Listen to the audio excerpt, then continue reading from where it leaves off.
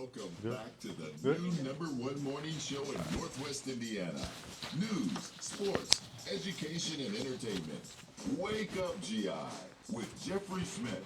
Brought to you by the Geary Community Schools Corporation. All right, we are back 44 minutes after the hour on a beautiful Thursday. It is the 8th day of May 2025, and this is Wake Up GI with Jeffrey Smith. We're continuing the awesome show today, talking to a gentleman that I was teasing the entire week. He's a busy man. We've had his lovely wife on multiple times. She's an actress, producer, author, and just all-around great entrepreneur, Miss Shabria Shine. But her husband, who's always loyally behind the scenes, I get to see him, he's supportive, found out he's got a lot going on too. And so after we found that out, we made it our business to make sure that we get him on the show. And now he has his lovely wife out here supporting him. So with that, I'm switching gears and we're going 110% dude because we got Mr. Louis Shine on. What's going on, my friend? Hey, how's it going? Thanks for having me. Well, man, first of all, thank you very much. As I was telling the audience, I had the opportunity to run into you.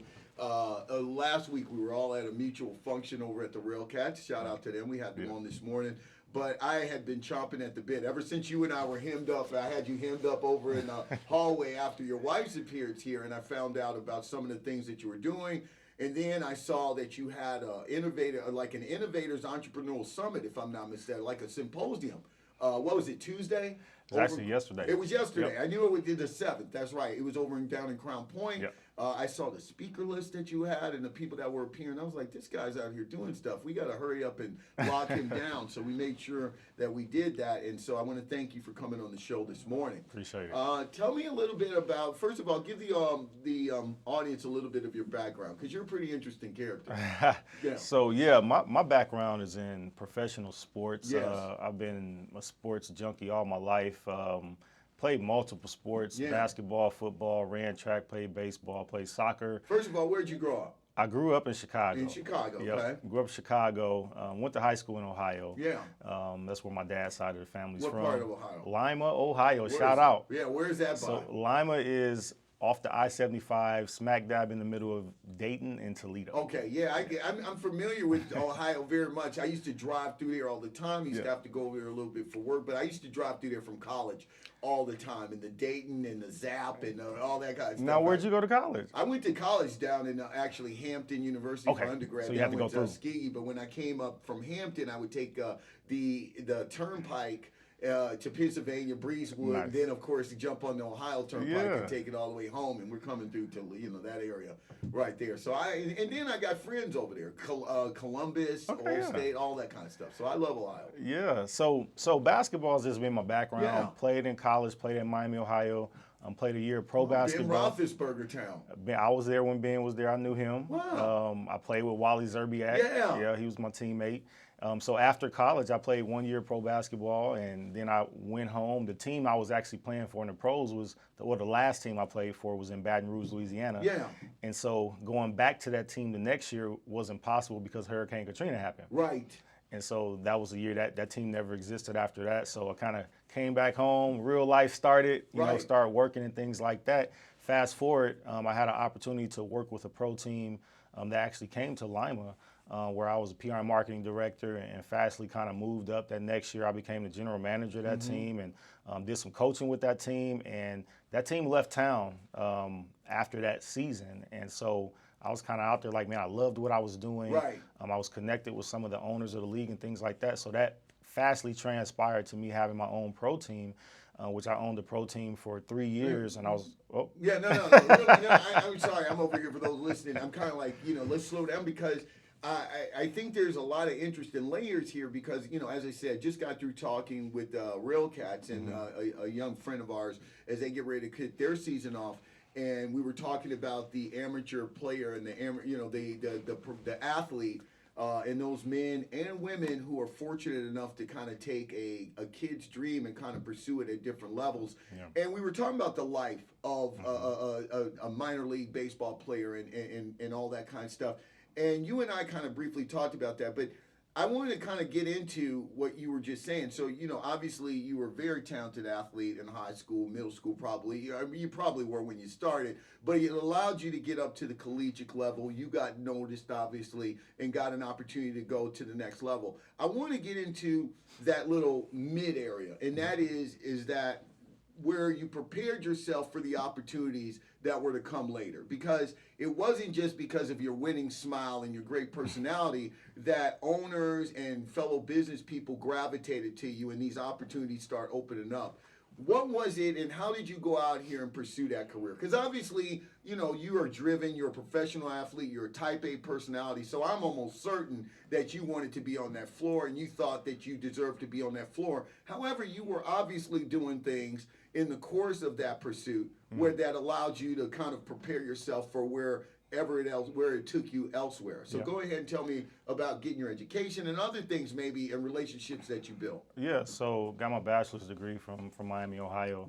After I left there, I really honestly just didn't know what was next. I mean, I had my degree, but that wasn't really, I still had a passion for basketball. Yeah, obviously, yes. And so. And you wanted to play. Yeah, I wanted to play. So after that, shout out to Radar Williamson. He was really the catalyst, almost like another father figure that really took me around the country on a world tour, really to all these different tryouts, these workouts. I had a chance to work out for, Hawk staff. I had a chance to work out for a lot of overseas, even domestic teams that were here. How did you not get seduced by the overseas? Because from what I hear, they throw some money around. From what I've heard, they throw some money around to get you over there and things like that. How did you not get seduced by that? Yeah, it wasn't it wasn't the fact of being seduced. It's just not as easy as people put off. So like I worked out for those people and didn't get those opportunities because they're so. I mean, I'm 6 feet tall. Right. I tell point guard. Point guard. Played a little bit of two, but one. And so came home at the end of that summer. We had an overseas workout at St. Joseph's out in Chicago. Yeah. And I walked in the gym, and it's like, guys, man, it's like everybody tall. Exactly. And so I didn't what I had to do at that point, because I knew I wouldn't be the main scorer on those teams, is I had to do what I know to do best: run a true point guard, facilitate, get the ball to the people when they need to get it. Yeah. Applaud my teammates, be a leader. Yeah. Yeah. And fast forward, after that overseas workout, no coaches, no agents, no GMs even talked to me. But it wasn't until a month later where a head coach that was there called me and said, "Hey, I seen you at that workout. And they said, you were not the best player there, but there was something about you, and I love the way you led. I love the way you played a true point guard," and that's how I got my pro contract. Yeah, that's what I wanted to kind of get into, because there was obviously, as you just said, you recognized something when you came, and like what I would assume most athletes, kind of a reality. Even after the NFL draft, I always say that I had two friends that ended up playing D1 football at Notre Dame, and one of them actually was like Mr. Football of Indiana. But when you go to Notre Dame, pretty much everybody in the room in your freshman class was a Mr. Football or something like that. Yeah. And so the athletes and the people that I've talked to, not just in athletics, but in a lot of other high-level, high-pressure positions, always talk about that moment when you have to kind of push yourself, because pretty much everybody who's gotten in that room is good to a certain extent. And so your ability, and I'm sure that's what the guy was noticed in you as the floor general, to pivot quickly and say, you know what, enough about me putting the ball in the hoop. I realize that my asset is I'm going to go out here and get these guys the ball. I'm going to help them shot. I'm going to be the webbing to help to help them exceed. And somebody saw that, and not only saw your ability to do that on court, but saw that you have that ability to do that off the court. And I think that's probably one of the things that stuck out. Yeah, it was phenomenal, and it was such a blessing to get the call. And it really showed me. You know how many people they saw that day? I saw a lot of people, and everybody didn't get contracts. So what it showed me too is, and even as I talk to young people, even in the schools here in Northwest Indiana, is that play your part and do your part well. You don't have to try to be something that you're not. Not that I could not score the ball, right? But I recognized my environment, and I was able to kick to a place where many may not be, where I knew I was also talented at. And that opened the door for me. Absolutely. We're talking Mr. Lewis Shine, who is, as we said, an entrepreneur. He's obviously an athlete who has gone businessman as well, but he still has the love and the passion of athletics, specifically basketball. We're going to get to that in just a second.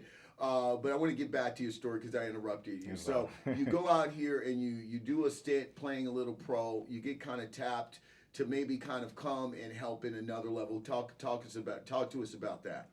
Yeah, so I played that year ball. Like I say, didn't go back. Katrina happened, all those kind of things. So things kind of shifted. Yeah. And so I had another opportunity in I'm getting the years right, 2007, to work out with a G League team, in which I also worked for that G League team for a small stint there.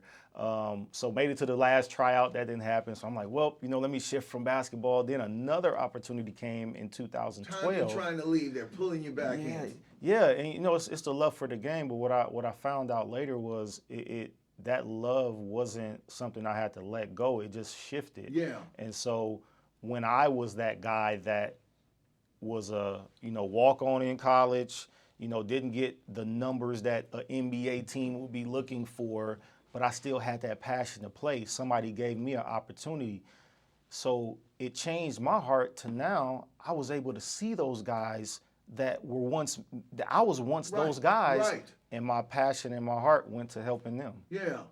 And so at that point, did it click in you where I don't know where this is going, but I know that I see myself in the executive suite or the executive branch of a sport that I've loved my entire life.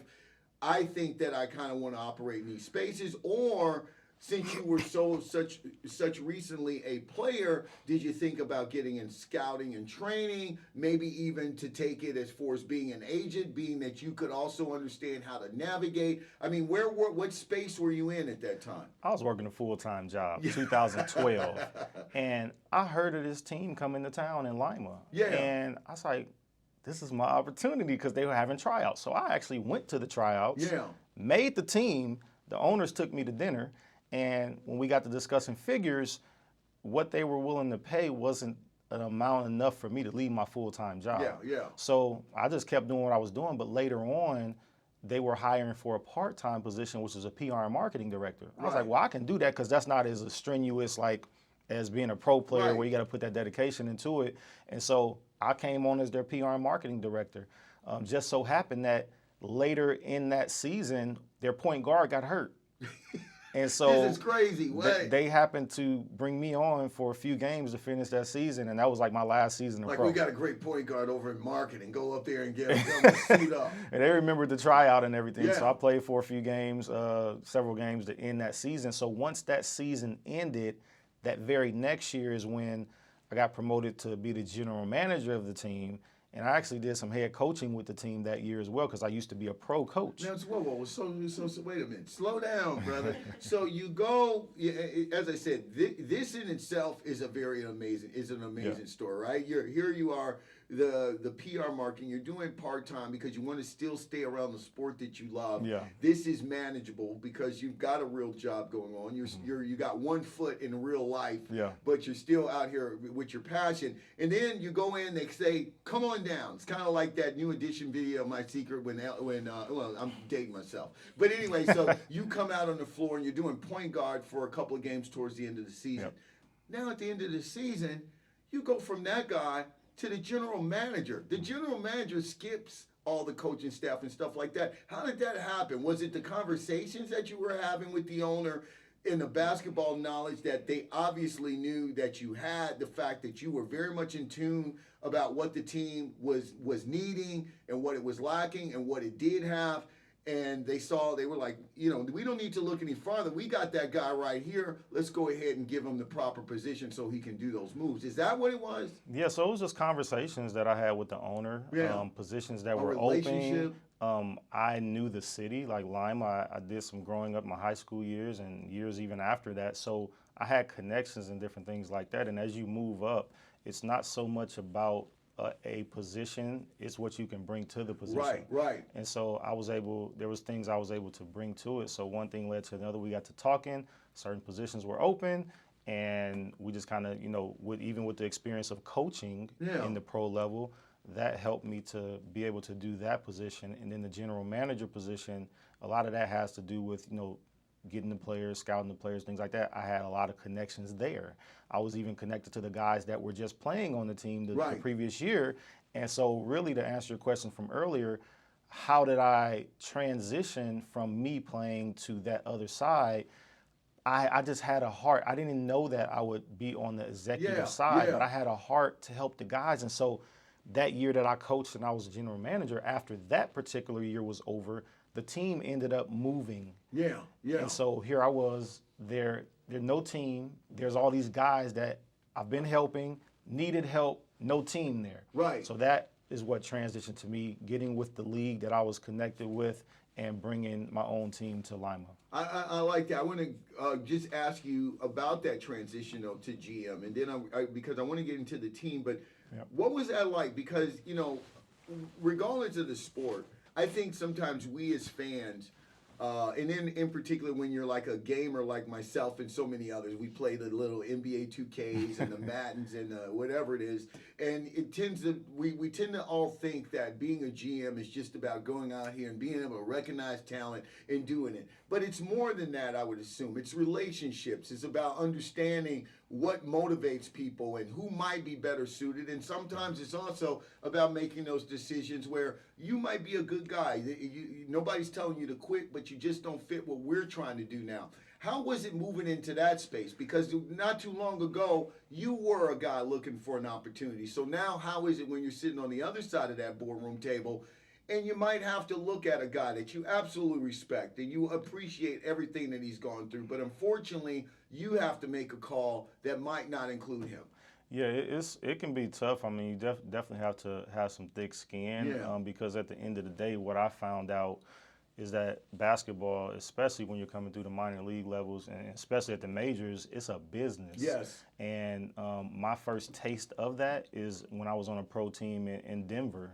That's when I first got noticed by that guy at St. Joseph's. So that was my first stop. So once I arrived at Denver, we were actually practicing and actually had a few games at the time. And then one day we came back to our hotel room and found out that the owners sold the team after the second, third game. And so literally everything shifted. New owners came in, brought new players, released all the players. And so that's like, wow, that it's a business, so and it's nothing short of that. It's nothing personal. Yeah, it feels like the politics is there and things or whatever, but I learned that it's business. Now I tend to carry business about a different way.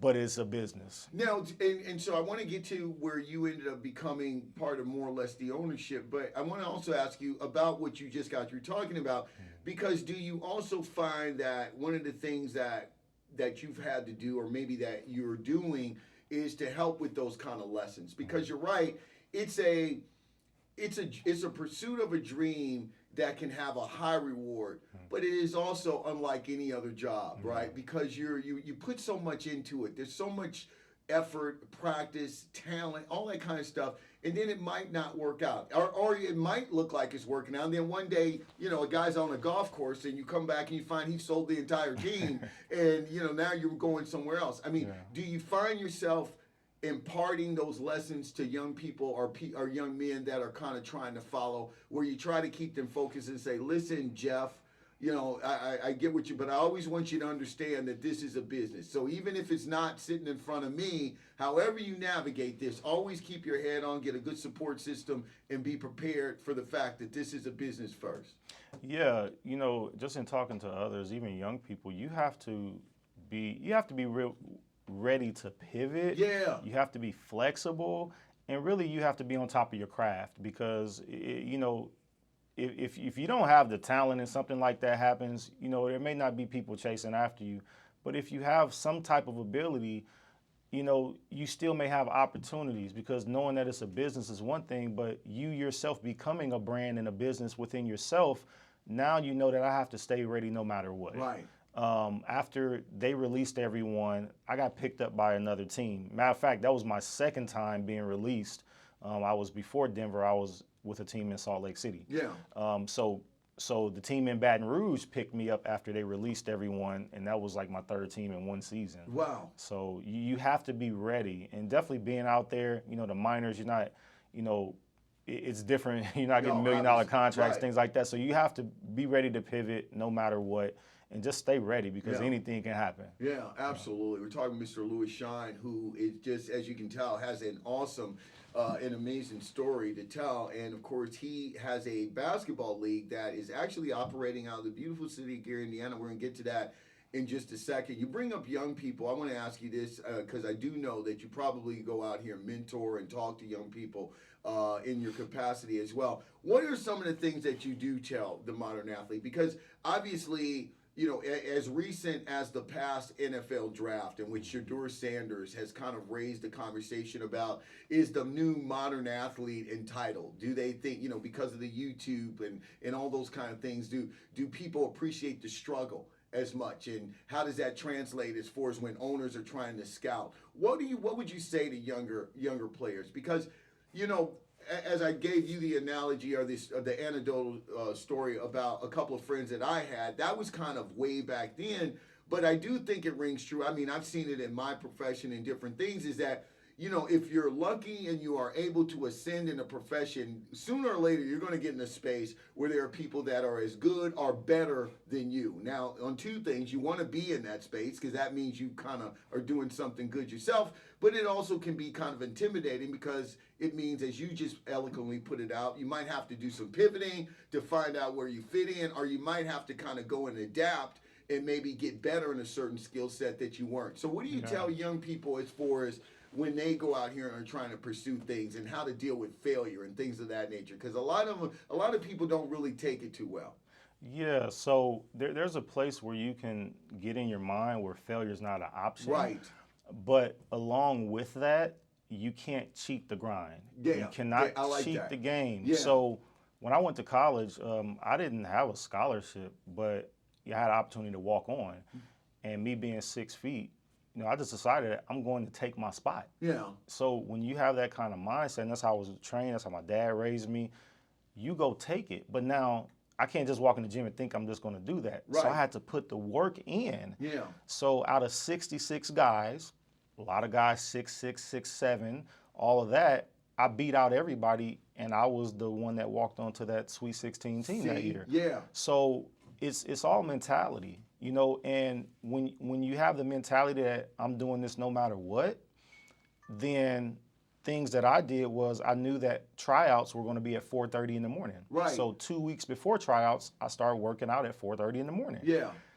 That mindset caused that reaction, so you're going to figure it out. So with young people, if you don't have the talent, you're not even in the conversation. Exactly. So, I've been around a lot of young people, and they're like, man, I'm trying to go to the league. That's like sometimes the consensus. Yeah.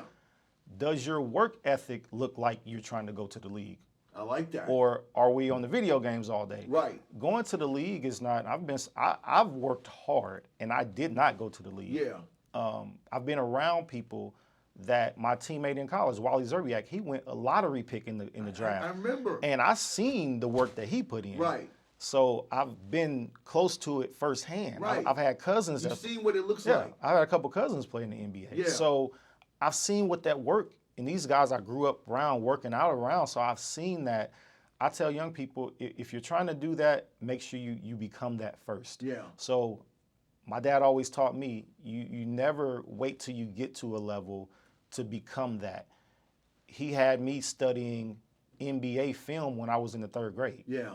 So you become that level. You become an NBA player. What are NBA players doing? And if you want to go there, become that now. Yeah. So that as you transition up, you're already there. You're already there. So you can't cheat the grind. If you want to do that, you got to put the work in. And if you don't know what that work looks like, go and find somebody that has done it or has been there so that you can know, so that you can be prepared, and you don't have to fall in that percentage of people say, well, only so many people make it in this percentage or whatever. I don't listen to things like that. If you put the work in and you do what others aren't doing, you can make it. Yeah. So that's been my mentality. And that's what I try to convey to young people. Don't cheat yourself. Don't lie to yourself. if you're not putting the work in, don't expect to be at a level. I like that. I mean, I do, and I'm letting you know ahead of time. I might steal that. Don't cheat the grind, because that's pretty awesome. And I just kind of want to echo it and kind of tell you a little bit of my little anecdotal story to it. Is because my wife and I are curators of TEDx Gary's. You know what a TED Talk is and things. We've been doing it for I don't know how many years. We were on our like 9th one, and I remember we had one. That was our TEDx Gary Women. And the theme of it, we had 5 amazing women, and the theme was basically failure. And the stories that I heard encapsulated everything that I've been told by my dad, my teachers, and everything else. And I heard it through you. And as you said, failure is not an option. But here's one of the things that I kind of came from that. And as I said, I'm late. I was late. I wish I'd have known this back when I was younger and used this mantra. And that is that I have adopted a new philosophy that failure is absolutely not bad. When I talk to young people, I encourage it. Because the one thing when I hear your story, and that's why I'm so ginned up talking to you, is I hear a man who does not run away from obstacles, also has assessed himself at each level that you've been at, takes on the challenge. And one of the reasons that I feel, and just knowing you the short time that we had, is that you kind of are not afraid of failure. That's not a word that runs you out of the room, runs you off the court, or things like that. You walk in, you see 62 guys that are 6'3" and above, and you're like, okay, I guess I got to go out here and do this.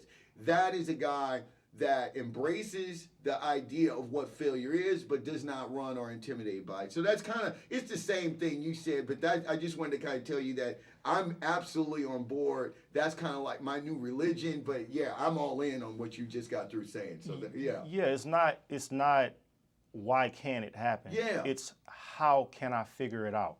That's it. You know what I'm saying? Yes. And when your mind, that's a different course. My mind has been trained like that for so long through failures and everything, Right. that I know that there is success and there's a light at the end of the tunnel. And you also know what you're made of at this point. Yeah, you know that if I dare to jump there, it's possibility there. Yeah. So you have to, why live a life of mediocre, average, not going for it, to be at the end to say, I wish I would have. Yeah, yeah. That's not me. That's not you, brother. I appreciate it. Well, thank you for having these conversations with us. Now bring us up to full speed. Enough entertaining me about really what you're on now, okay? First, let's talk about what you did do yesterday. Obviously, you're out here in the community. You're an innovator. You are talking entrepreneurship. You actually work very well with your wife, who is out here doing entrepreneurial things. Tell me about what that event was yesterday and what were you trying to showcase? Yeah, so yesterday, I hosted an event called the Entrepreneur and Business Meetup. Yeah. And that stemmed from years ago, 2022, 2023. I had a contract with the town of Maryville to do certain events, and a couple events that I did back-to-back years was the Northwest Indiana Entrepreneur and Business Expo, where I was able to bring in certain individuals, business owners, a few millionaires, things of that nature, just to be able to speak to and share wisdom with the entrepreneurs of Northwest Indiana. The reason that event was birthed, because when me and my wife moved back and just got into the community, I saw a lot of entrepreneurs that had dreams, had visions of just goals to go after things they had in their heart, but some of them may have been in several categories, afraid to step out, don't know how to step out, maybe don't know how to maneuver starting something with no funding, or how to get funding, or whatever the case may be. So I was like, you know what, why don't I do my part to give back to the entrepreneurs in Northwest Indiana by bringing people that have been successful, that I may be connected with, or I know people that are connected with them, so that entrepreneurs could come, listen, get that knowledge, and have more of a motivation and tenacity to step out and dare to do it, you know? And so yesterday was the first event since having the expo that I was like, you know what, let me continue to do my part to help these entrepreneurs. So it was really just a gathering that we're planning to do once a month, where we get entrepreneurs together, have a few speakers to talk to them, and then network before and after the event, and that helps everyone. It helps the entrepreneurs, and so we had a great time yesterday. It was a full room. Nice. And you had some good speakers. You really did, man. Yeah, it was amazing. Yeah. So we're just grateful that people came out, and more grateful that people got helped. And I want to thank you for doing that on behalf of the region. And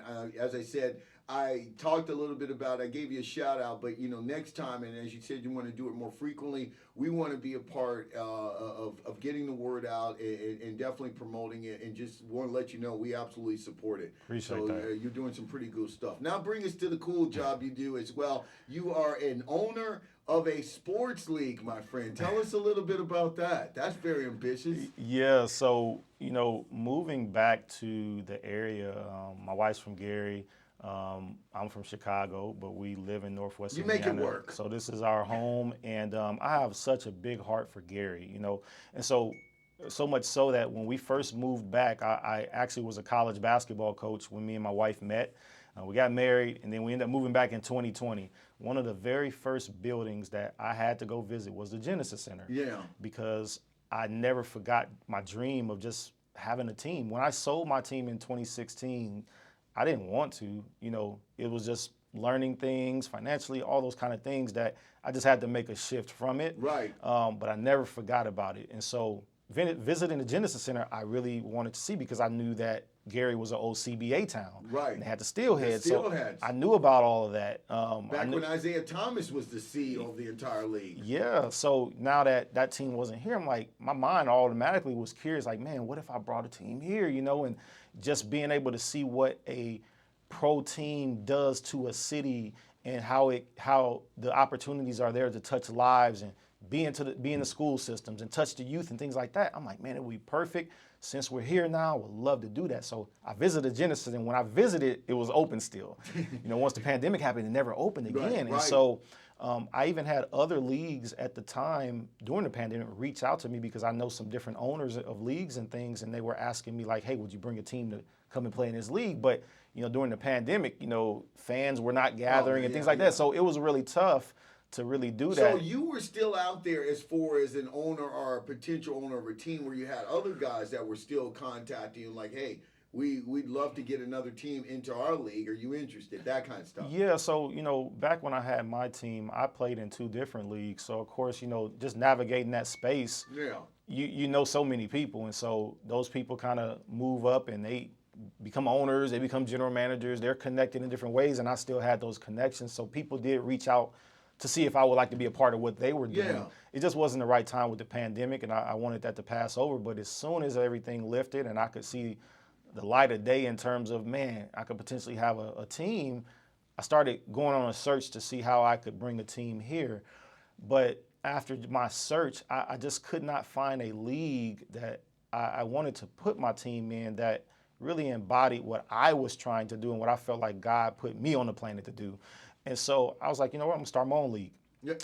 And so just being around leagues, I've been on the executive board of leagues that I've been in part of in the past. I was executive of the year, my first year owning the pro team. Nice. So I knew that the nuances of how things are ran. And so I just kind of set out on that a few years ago.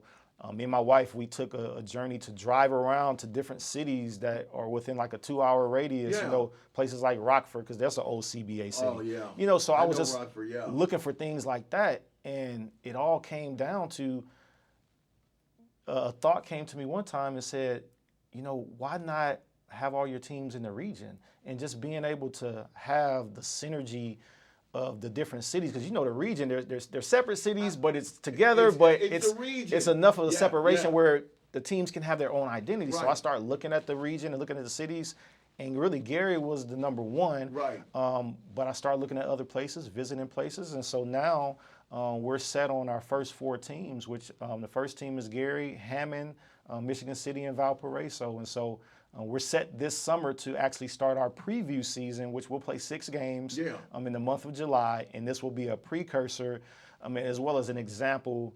It's a sample year to show not only the communities but the fans what it is to come, and so we'll launch our full season in May of 2026. But this summer we'll do 6 games just to get everything kind of stirred up and get the community excited to be able to see like the product. before we actually start next year. Yeah, as you're telling this is number one. The story itself is absolutely awesome. But as we sit here and we're talking about, owning a league and a team like that. First of all, I want to commend you on having the audacity to even think like that, because I can spend a whole show just picking your brain and just telling you how awesome it is that.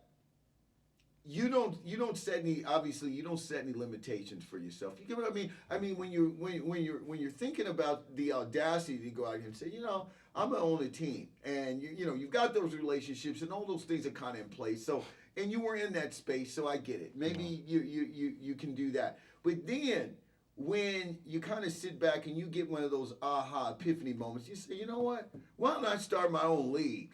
And then to go out and manifest it and to make it happen and to logistically have it play out to the point where you figure it out. You and your wife do the recon, and then you come back and you say, you know what, we're going to make it a regional thing. We're going to go out here, get this thing up and going. It's not just talk. You got 4 teams that you got in the hopper. You're going to do some promo preview games, and we're going to go out here. Man, that is absolutely amazing, brother. It absolutely is.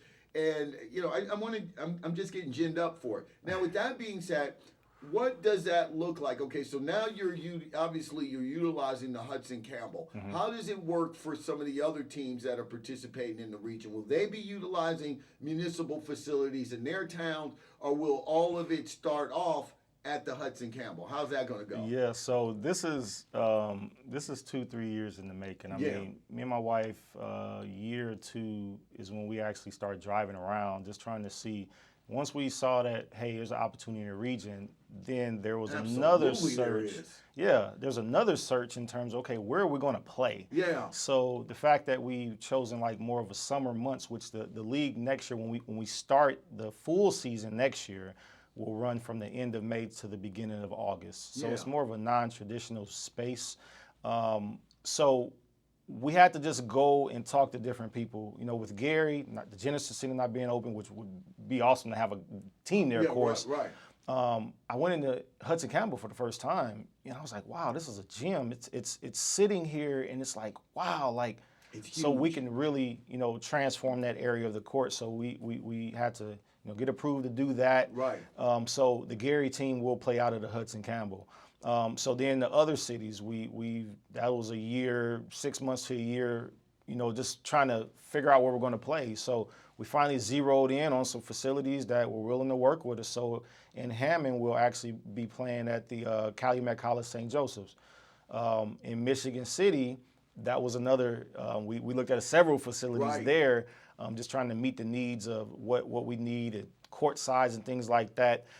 So we ended up zeroing in on the high school, which is pretty awesome, 6,000 plus seats. Yeah. It's a nice facility for us to get started there with that team. And then we were able to connect with Valparaiso University, and so the Valpo team will be playing at Valparaiso University. Yeah, absolutely amazing. And so each team obviously is handling their load of the logistics as it relates to travel, uniforms, the insurance, the whole nine. I'm assuming all of you all kind of got together and you've got some pretty competent owners. Yeah, so the way it's working now is with me owning the league has ownership of all the teams to begin with. Right. So we'll run this preview season this summer under that notion. As we go forward to growing and getting ready for the inaugural season next year in May, that's when you'll see more of a separation of the cities and things like that. Now we'll play games in all the cities this July. Right. But next year you'll see more of a separation where each team will begin to take its identity.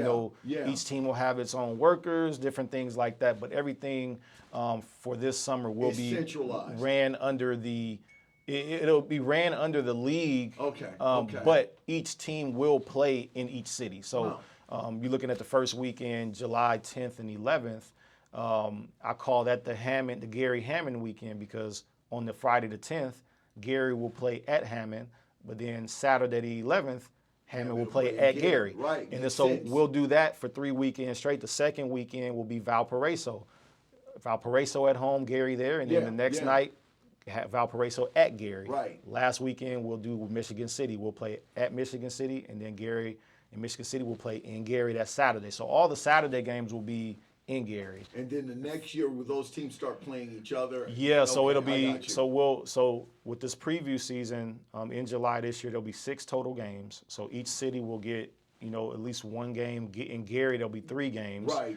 Next year we'll play full season. So each season we'll play 10 home games and 10 away games. I got you. And so our goal there. That's a nice little strategy. Yeah, and so our goal there is to be able to play next year full season, Right. get that under our belts, and to be able to potentially grow the league to where there's 10 teams by 2030. So really not in a rush, more than we would like to have teams that are viable, well-oiled machines, Yes. and built the right way. So if we have to stay at 4 teams for a few years, that's fine, because we want to build it the right way. And then there are opportunities, obviously, for corporate sponsorships and participation and relationships going forward. Yeah, so we're actually in those meetings now, in Yeah. those pitch meetings now, Wow. and so we'll love to connect with people. We have a big one tomorrow, so we're in that right now because even though it's a preview season, there's tons of opportunities. Yeah. We're working to finalize things with WJOB to actually stream our games. Our games will be live on our YouTube page. And then there's tons of advertising opportunities in-game, on our socials. Yes. A lot of things we'll be doing, and of course we'll have a lot of players here and things like that. So we'd love to connect with corporate partners, sponsors. If you're looking to advertise your business in any way, I have a place for you to help you to grow that bottom line. Absolutely. We're going to definitely talk. I want to ask you finally, I guess, about the product because, obviously the play is what is going to help make or break the league. And so I like the little niche that you're falling in, right? Because football's trying to do it, but it's summer basketball. And we are in Indiana. You know how it is here in the Midwest.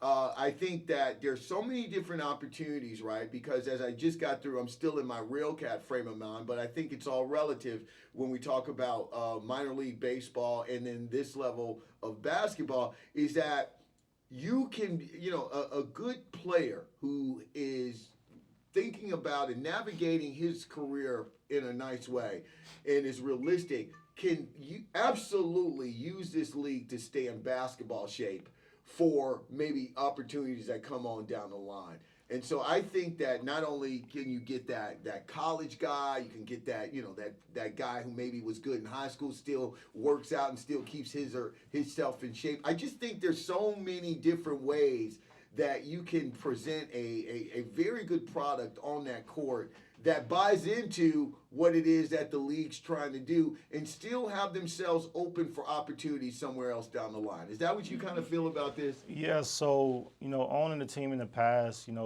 I was able to focus on those players that were coming out of college, may not have been on the major league draft boards or even had any overseas people looking at them. Right, they're not on the radar. But the reason I'm able to see those kind of guys, they still have ability. Yes. But they just need a place to be able to showcase their talent in a pro level setting, in a pro league that will help them to get to that next place.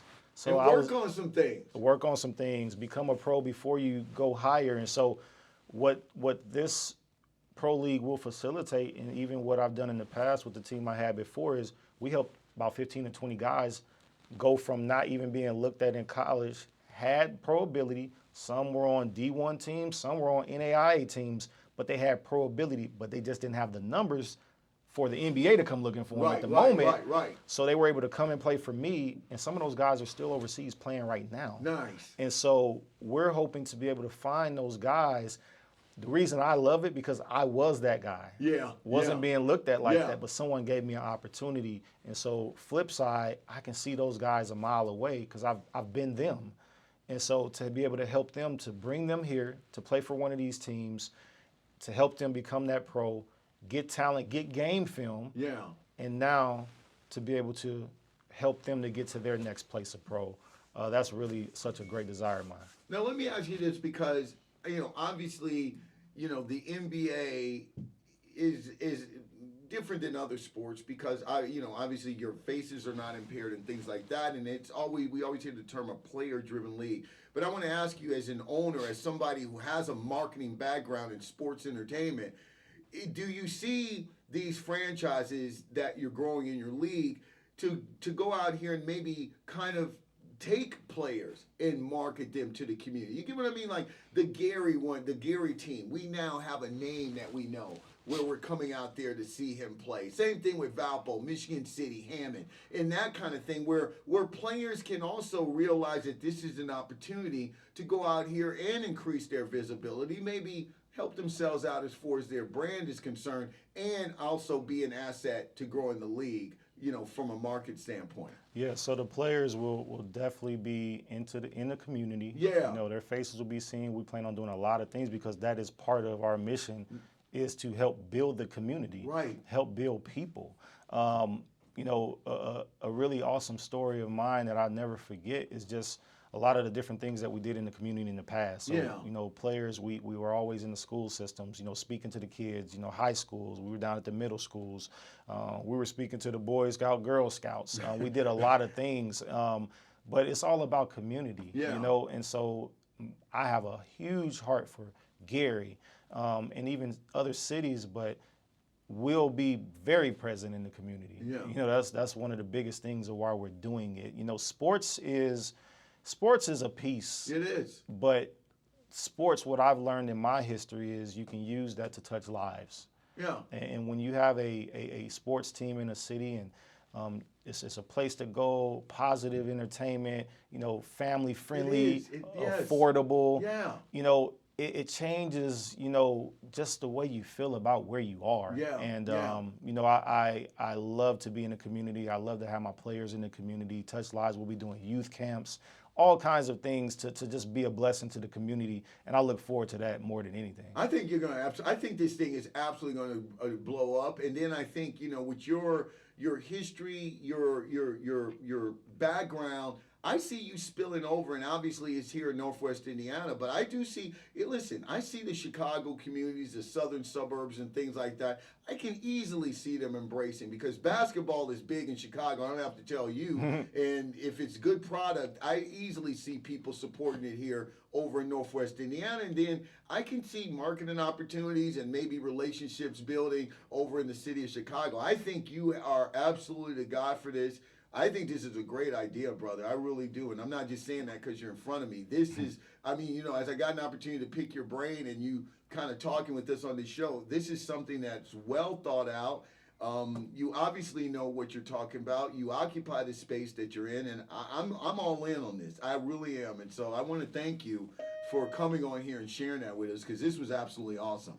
No, I appreciate it. I'm very excited just to connect with community and just really get this thing started. So it's going to be a good summer. Yeah, it is. I'm excited. I'm excited. So tell me, before I let you go, Mr. Sean, tell me about some logistics. How can people, whether it's to participate in your next entrepreneurial networking summit, or maybe there's some people, because I'm getting text from one of my guys who is a basketball aficionado. He's also a professor and a politician. He's all kinds of stuff. But this guy played basketball at an international level too. He's been texting me. I can't get his messages, so I'll try to get them to you because he's all in on this conversation, and I think he'd love to talk to you if you don't know him. Oh, for sure.